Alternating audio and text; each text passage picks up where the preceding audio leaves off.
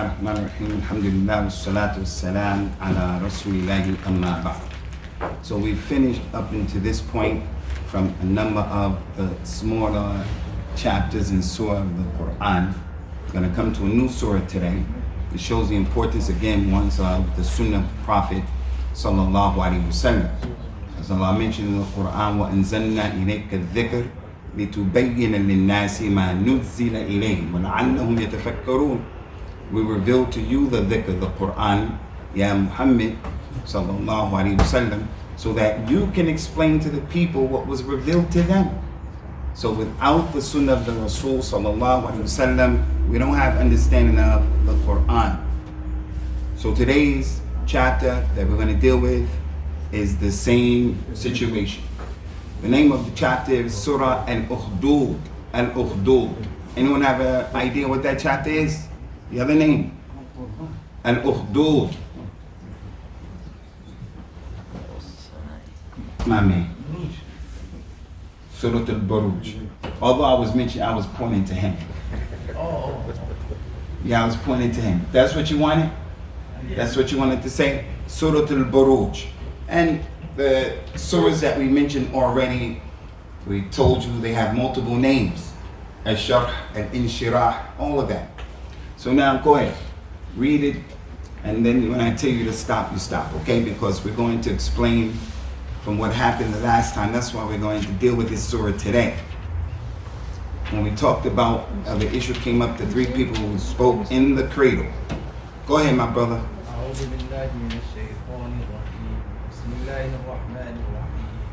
والسماء ذات البروج واليوم الموعود وشاهد ومشهود قتل أصحاب الأخدود النار ذات الوقود إذ هم عليها قعود وهم على ما يفعلون بالمؤمنين شهود وما نقموا منهم إلا أن يؤمنوا بالله العزيز الحكيم الذي له ملك السماوات والأرض والله على كل شيء شهيد إن الذين فتنوا المؤمنين والمؤمنات ثم لم يتوبوا فلهم عذاب جهنم ولهم عذاب الحريق. حسبك أحسنت ما شاء الله. So that's part of Surah Al-Buruj. How many people memorize Surah Al-Buruj? Surah Al-Buruj. You should try to memorize it. It's a really important surah. As you're going to see with what we're going to deal with today from what the Prophet says, sallallahu alaihi wasallam, and this is the explanation of that surah. Allah is swearing during the 10 days of the Hijjah. We have mentioned back then that this is one of the ayat that show the superiority of Arafat. Wa shahidin wa mashhood. The shahid is Arafat, the mashhood is Yawm al-Jum'ah, the Salat of al-Jum'ah. But anyway, you go back, you read the translation. We're going to read the hadith that's been collected by Imam Muslim.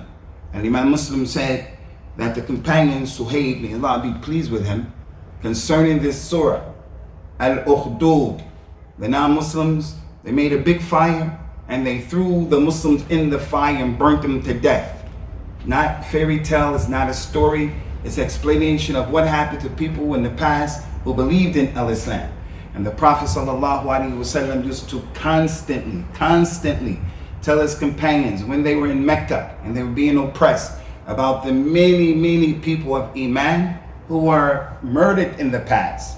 And this is a story the Quran revealed about a specific people. And there were many people. What's the benefit of the story? Benefit of the story is so that people now, when they compare their situation of oppression to the people in the past, you can handle it a little bit more. So the Prophet was in Mecca sallallahu alaihi wasallam, and he was reclining at the Kaaba in the shade.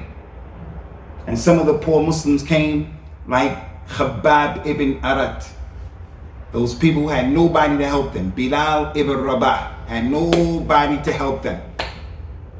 They came and complained, Ya Rasulullah, afala tadullah lana, afala tastansiru lana. Ya Rasulullah, help us out. Make dua. Ask Allah to help us. In Mecca, Rasulullah sat up and started telling them the story about another man who was sawed in half, and that didn't cause him to leave his religion.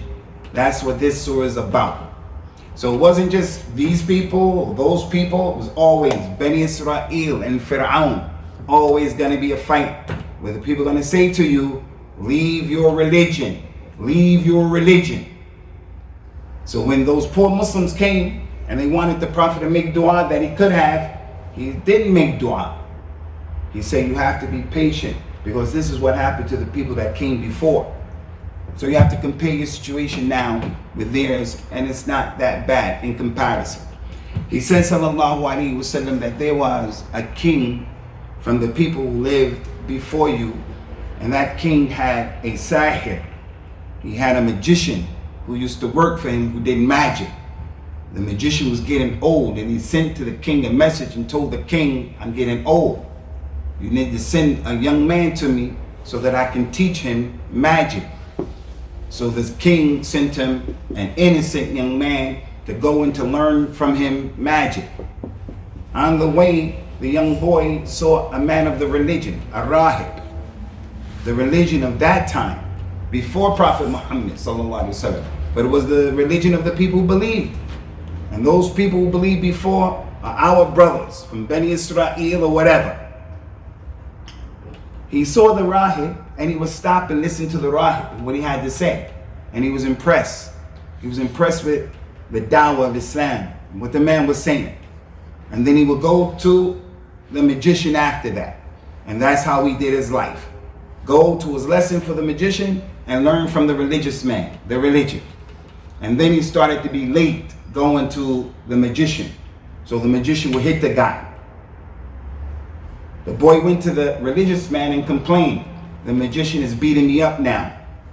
He said, okay, if you're late going to the magician, then tell him your family delayed you. And if you're late going to your family and you're afraid they're going to hit you, tell them that the magician delayed you. Is that the truth? Was that the truth? No, not us. So is it okay to lie? No. Anybody think it's okay to lie? Put your hand up. Sometimes, like, if you like to lie. Yeah, sometimes it's okay to lie. Sometimes. But lying is a big problem. Big problem. But sometimes it's okay to lie. Prophet Muhammad said, sallallahu alaihi wasallam, you can lie if there's a war. Muslims are fighting the non-Muslims and there's a war, a real war. And things similar to that. Someone's going to get in real bad trouble. Really bad. You know what a Muslim guy is. They're going to get him and lock him up or something like that. And you say, I don't know where he is, because you don't want to get that man in trouble. He's a scholar or something like that. The man can lie to his wife, the husband to the wife, and the wife to the husband. But only about simple things like the food was really good, things like that. And also you can lie to make peace between people. Two people are fighting, you could say, hey, I talked to that guy and he said he's sorry. He never told you that, but you're trying to make peace between them. Those three situations in the war or something similar to that. So now the boy's, he's gonna keep getting beat up by the magician. Who knows how far the magician is gonna go in beating him up for being late. The magician is a bad guy, teaching kufr and shirk. So the religious man, looking at the situation, said, I don't want the boy to be destroyed. If you're late, there or there, we're gonna make ta'wil. But we'll come to that. The hadith went on to say, as the Prophet sallallahu alaihi wasallam mentioned, that when the boy went out, and it was like that every day, he came out, and one day there was a big, magnificent dabba in the street, stopping the people from traffic going both ways. A big dabba. And not the dabba from the Ashrat al-Sa'a, not the 10 major signs, but some other dabba in this hadith. Some big animal, Allahu A'lam what it was, stopping the people. The boy said, today I'm going to know. He made a dua. Today I'm going to know. Allahumma in kana amr rahib ahabba ilayka min amr sahir. Min amr sahir faqtul hadhihi dab hatta yamdi an-nas. Oh Allah, if you love what I'm learning from the religious man more than what I'm learning from this magician, then kill the thing. The boy pulled up the rock and he threw it and he killed it. He went on to meet the man with the religion. Now pay attention. He told the man of the religion the story. The man of the religion said, today you are better than me. I was teaching you, but now You a person, your dua is mustajab. And you're a young man. You're not a Nabi, you're not a Rasul. But you made a dua, and the Rahib, being a man of the religion, he saw. This is special. He didn't hide from the boy his reality. You're better than me today. He said, listen. You're going to be tried. You're going to have ibtila. The people are going to come and give you problems. Please don't tell the people about me.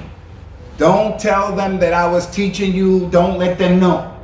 Because he knows he's going to get in trouble once the news goes that he was learning from the man of the religion. He wasn't scared. He just didn't want fitna for himself. The Muslim shouldn't put himself in a situation where he's going to get in trouble. If he can avoid it, he should avoid it. After that, the news began to spread that little boy, that young man, Allah gave him the ability to heal people. He was healing people by Allah's permission. People were blind, people were deaf, people had a baras, which is leprosy, terrible disease, and all other diseases by Allah's permission. So his news was spreading. The religious boy now. He went and he was approached by a man who was from the associates of the king, who was blind. He brought him a bunch of gifts and said, give me my sight and all of this is for you. He said, I don't want your gifts. He did whatever he did to him, and the man was able to see. He was able to see. The boy is a special situation. Sahih Muslim. The news spread. The man came in front of the king, sat in his place. The king could see, the man could see. He said, how are you seeing now? He said, because of the boy. And I forgot to mention, when he went to get cured by the boy, he said, if you cure me, I give you all of this stuff. He said, I'll cure you if you just believe in Allah. You believe in Allah, I make dua for you and you'll be cured. And he made dua and the man believed and he was cured. So when the king asked him, who gave you your sight back? How did you learn to see again? He said, because I believed in the Lord of the boy. He said, do you have a Lord other than me? Like those Pharaohs used to say. Do you have a Lord other than me? So they called that boy. When they brought the boy told him about the Rahib because they started punishing him. Never tell people your secrets if you can help it, because they may get that guy. And he doesn't mean to do it, but they put him under a lot of stress. Never tell your secrets to people if you can help it. He may be a good guy. They call him grasses here, right? A grass. He turned into a grass. We call him rats in America. But he may be a rat. He doesn't mean to be a rat. But he gets punished and he tells you a secret. You got in trouble. How did the Rahib know all of this was going to happen? How did he know? Because he's teaching that which is against what the king is on. The kings always, rich people, the people who rule the show, this society, every society, they always have those people to distract people from the religion, like magic, kufr. Muslims shouldn't be interested in magic tricks. I remember in America, we just finished the Eid. It was common in America. You saw the Eid the other day. They had bouncy castles. In America, we want to do entertainment for the kids on the day of the Eid. Bring a live monkey and bring a magician. And a magician does tricks. That's Eid. And although that's not the magic of Pharaoh, everything with magic we should be disassociated. Cartoons, Aladdin, magic, anything with magic. Anything comes on with the rub the lamp, hocus pocus, all of that stuff. The Muslim has to say, I'm opposed to that. That goes against Islam. Does that mean that you go by the theater where there's magic and you're going to pick up a big rock and break the thing? Did I say that? I never say stuff like that. I'm saying as a parent, I can't sit my kid down and buy into anything connected with a sihr. Anything. Because it's from the major sins in Al-Islam and from those tools that Shaitan uses still to this day, send the people astray. So the Rahib, the man of the religion, he knows that. So the king told them, leave your religion or that's it, I'm going to kill you. The Rahib didn't leave his religion. The king brought out a sword, split him in half. Split him in half. Didn't really lose his religion. He said, take the boy and take him on top of a mountain. And if he leaves his religion, then bring him back. If not, throw him off the mountain. They went on the mountain. The boy made a dua that is from the sunnah, since the Prophet told us about it, that we can make when we need help. It's one of the many dua for things like this. That's what he said. Allahumma kfanihim bima shit. Oh Allah, be enough for me from them with whatever you want. That's a nice dua. It's like hasbi Allah wa ni'mal wakil. It's like that. It's one of those dua. He was on the mountain. Allah caused the mountain to shake. The men fell off. The boy came off the mountain and went to the king. Now I have a question for you. Why would the king saw the rahib in half right there in front of everybody, but then tell the people, take the boy up on the mountain? Why wouldn't he just saw the boy right in half right there in front of everybody? Why do you think? Because he thought the boy didn't have enough will to like keep on going. Because what? He thought the boy didn't have enough will. He didn't have enough will. He thought he would like be scared, jump out, punk out, and come back. Anybody else? Anybody else from the Shabbat? Why do you think? To show the people of the king's power over the boy. Why do you think the king didn't just do the boy like he did the rahib, his teacher, his sheikh? You need to keep him special. You think you know? When I come back to that, but before I do, why do you think? I think just the way the boy became famous, a public example, he then wanted to make him his turning away from Islam, a public example. It could be. But what the ulama of Islam who gave the explanation of this, like an Imam An-Nawawi, who explained the book Sahih of the Hadith of Imam An-Nawawi, said that the king wanted to use the boy because he killed the rahib, and he needs somebody like this boy in his court to take advantage of the people. He could have killed him easily if he just wanted to do away with him. He would just killed him easily. No, perhaps he can use this boy the same way he would use the magician and those people. So the magician and those people wants to use him. So now the boy comes back to the king, which he didn't have to do. Could have ran away. He came back to the king. He said, what happened to the people I sent you with? He said, Allah did with them what he pleased. He sent another group, told them, get in one of those boats, take them out to the middle of the ocean. You get in the middle of the ocean, throw them over the boat. When he got in the middle of the ocean, he made the same dua. Oh Allah, be enough for me against that. Allah caused the waves to knock the boat over. They fell out. He stayed in the boat. He went back. What happened to them? He told them, same thing. He said, you won't be able to kill me. He could have ran away, the boy. He could have ran away. The king wanted to kill him and tell him, leave your religion. King sent him to get killed. Could have ran away. He went back twice. He said, king, you won't be able to kill me unless you do what I tell you to do. If you want to kill me, you have to take one of my swords and take my bow. And you shoot me right here in the neck. Tie me up to the tree and you say, in the name of the Lord of the boy. Bismi Rabbil Ghulam. In the name of the Lord of the boy. If you do that, you'll be able to kill him. King said, okay, tie them up. The people came out. He said that, Bismillah, in the name of the Lord of the boy. Shot him, hit him there, the boy grabbed it, and he died.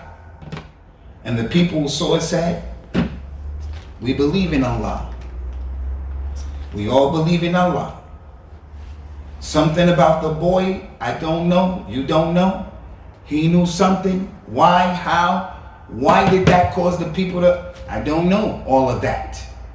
Did the boy know that? I don't know if he knew that. Is it a miracle? I know that the Prophet said it, sallallahu alaihi wasallam, it came to us authentically. And that's what happened. So the people believed. So the bad people connected to the king said, hey king, do you see the people believe? The very thing you were afraid of and afraid for, it has happened. Look what happened. The king said, get all of them. Gather all of them up and bring the ukhdud. Bring the fire. And the fire of the ukhdud is not just a simple fire that we've seen here. It's like a really massive pit, like a real massive pit. the size of, you know, the building, the whole. This building, the size, the whole. And they lit it. And they were throwing the people in. And the people were going in on their own. And one of the last people going in was a woman of Iman. And she had a little baby. Smaller than my man right here. One of my best students. Smaller than my new student right here. It's a new student. You guys give him love after the class. So he'll come back next week and the next week and the next week, inshallah. The lady had a baby and she hesitated to jump in. No one was pushing her. She hesitated to jump in. Her baby said, Ummi, you're on the haq. This is the religion, this is the truth. Go ahead, jump in. And the lady jumped in. And that's the surah of Al-Ukhdud. Now, a few things, guys. Don't get this baby mixed up with the 3 people who spoke in the cradle. Prophet Muhammad said only 3 people spoke in the cradle in the Mahd. And who were they? Jesus. Isa ibn Maryam. Who else? Fir'aun. Juraj, which means George. Juraj. And one more person. The lady اسمها فرعون daughter. That's not authentic. The Mashita of Fir'aun's baby. Who said, what she said, it's not authentic. Just this baby, the one I'm talking about. This is not the baby. That's what I'm saying. The third one is in the hadith of Juraj. Juraj and the baby that was suckling from his mother, the Radi'. And then the Mutakabbir, Mustakbir came. And the lady, the mother said, oh Allah, make my baby like that. And then he left it and said, Allahumma la tajalni mithluhu. And he spoke when he was a baby. And then he was drinking again. And then there was a girl who came. And they were saying to her, Sariqa, Zaniya. Nasallallahu alayhi wa sallam. Zaniya, Sariqa. And then the mother said, oh Allah, don't make my baby like her. And the baby left it go say, oh Allah, make me like her.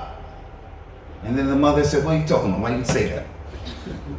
And the baby said, as for the man, he was arrogant, going to be from the hellfire. As for the girl, she's bari'ah. She's not going to do any of that. She's from the people of the Jannah. So those 3 people. As for the Ukhdud baby, it had to be a bigger baby. A bigger baby. Come here, let me see if I can pick you up. Come here, let me see. I just want you guys to see. Maybe he was a little smaller than this, my man right here. Not an infant like Isa and Juraj and that. But we know that Isa ibn Maryam was very small. Sit down. Because he started speaking immediately after being born. The baby of Juraj was a baby of Zina, akramakumullah, from Bani Israel, and the Ra'i. It spoke immediately after the Wilada. Immediately. So this baby, it probably wasn't in the Mahd, little brand new baby. The other thing I want to mention from this story, Ikhwani, is really important, and that is the Rahib and the people of the Deen, the Rahib, the Mu'allim, the Sheikh, the Imam, the good one is the one when he sees in the Shabab a light and he sees in them potential, he acknowledges it, he embraces it, and he nurtures it. He wants it to grow. Not like the Rahib or the Sheikh or the Imam who has haqd and hasad, and he wants to kill the light of the kid. The kid can grow.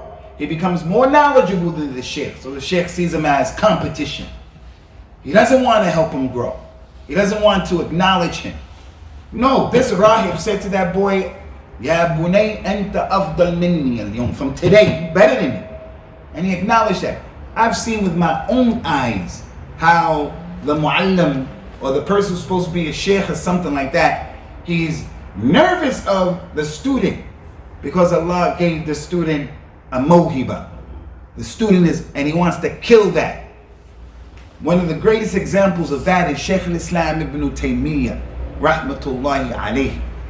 If you just knew, and he's not even the biggest scholar in Islam. And Imam Muslim is way bigger than Bukhari, and Imam Malik, Abu Hanifa. Many scholars bigger than him. But he's one of the eminent scholars of al-Islam. Indicative of the fact he has so many students who were like him, a little look below him or above him in some of the ulum of al-Islam. And he wasn't that type of person who had hasid towards his students because they were who they were. How many of you people heard of Ibn Kathir? Ibn Kathir, the tafsir, he's a student of Ibn Taymiyyah. His tafsir is tremendous. How many of you heard of Imam Al-Dhahabi, Al-Hafiz Al-Dhahabi? Al-Dhahabi, a student of Ibn Taymiyyah. Imam Ibn Al-Qayyim, who heard of him? Well, anyway, he has a lot of students, and that's the point. So what we want to do is always make these students feel like you are in a position because the deen is the property of Allah Azza wa Jal. It's about what's true and not true. You can always challenge people who are teaching you, but with adab, And you can tell the one who wants good for you because he doesn't get mad when he sees that Allah has blessed you with some ability.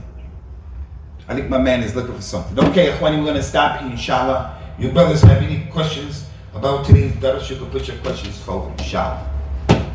Guys, have anything? Tafadhal ya akhi. Sure, you know the boy, is there a chance that he was like one of those prophets that then he was Is it a chance that the boy was one of those prophets that we didn't know about? That's possible. I can't say yes, I can't say no. But sometimes things like that the religion was quiet about, it's not for us to sit and to ponder and reflect on those kinds of issues. And there are many. وَكَثِيرُ مَهِي. For an example, some people will hear this story and look for the tafasil التي لا معنى لها لا فائدة. Oh, they went up to the mountain. How tall was the mountain? Was it as tall as Kilimanjaro? And how did the mountain shake? Why didn't the boy fall off the mountain when they fell off the mountain? And when they went in the ocean, in the middle of the ocean, why didn't he fall out? And did he roll the boat back all by himself? That must have been really hard. Why didn't he go home and get some rest before he went to the king? So those kind of questions are for people who, like a man, his name is Al-Hallaj. Yes, he was a mulhid. He was a Muslim and became a non-Muslim because of the things like that were in his head. So don't be like that. Take the big things from the story. Like from this story, don't put yourself in a mushkila. The Prophet said, "Ma yanbaghi li mu'min an yadhilla nafsuhu." قالوا يا رسول الله وكيف يذل نفسه؟ قال يلقي نفسه في حرج لا يطيقه. It's not okay for the Muslim to put himself in a hard situation. Put himself down. غرباء غرباء غرباء غرباء غرباء